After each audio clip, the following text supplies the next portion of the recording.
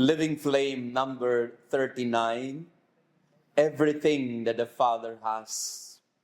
This is a continuation of our Living Flame yesterday. We read from John chapter 16. I have much more to tell you, but you cannot bear it now. But when he comes, the Spirit of truth, he will guide you to all truth. He will not speak on his own, but he will speak what he hears and will declare to you the things that are coming. He will glorify me because he will take from what is mine and declare it to you. Everything that the Father has is mine. For this reason I told you that he will take from what is mine and declare it to you. Living Flame number 39 is the mystery of the Holy Trinity being explained to us in a very simple way by the Lord himself. Maybe we do not find the word Trinity in the Bible, but its essence, what it is now being explained to us by the Lord.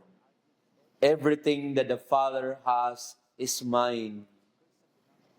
In other words, there is unity between the Father and the Son.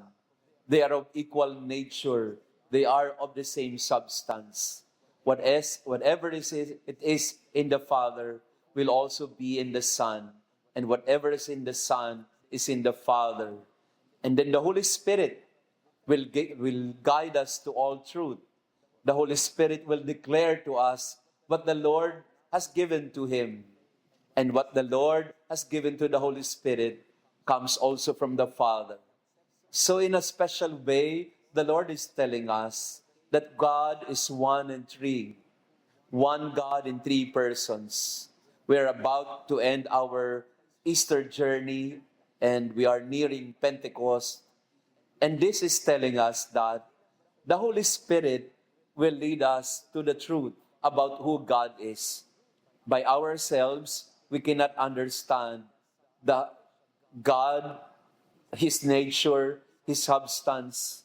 We cannot fully understand the identity and the essence of God.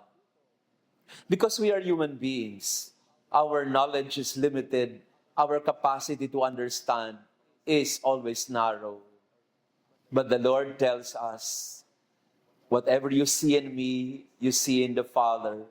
And whatever you see in the Father is in me as well. Because I have revealed to you everything about the Father. And the Holy Spirit will declare it to you and make you understand. The Holy Spirit will give you the wisdom and the knowledge and understanding so that you can better articulate what he means by whatever is mine is in the Father and whatever is in the Father is mine.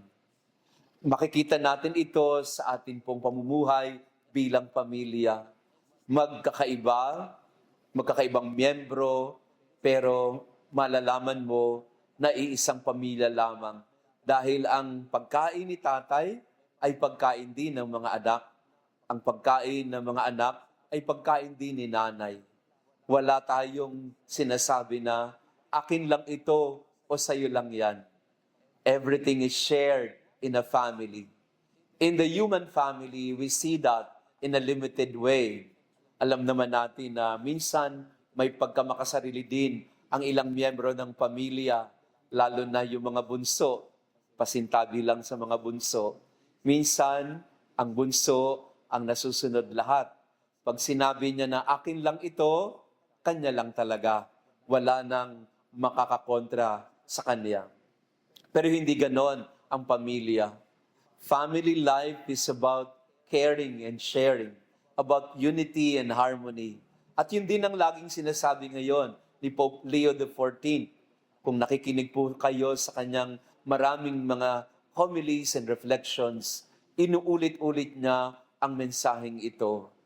What I intend to do as my program of action in my papacy, ang laging sinasabi ni Pope Leo XIV, to bring peace and unity in our world today, to become a bridge builder so that all of us, divided by religions, ethnicity, or races, we can find our common ground, our unity in love.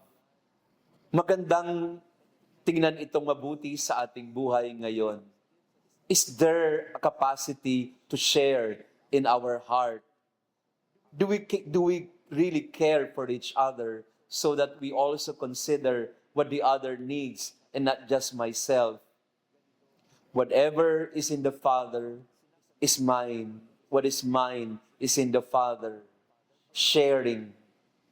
Ito yung kailangan natin sa mundo ngayon. We can share resources. We can share spaces. We can share forgiveness, understanding, and compassion.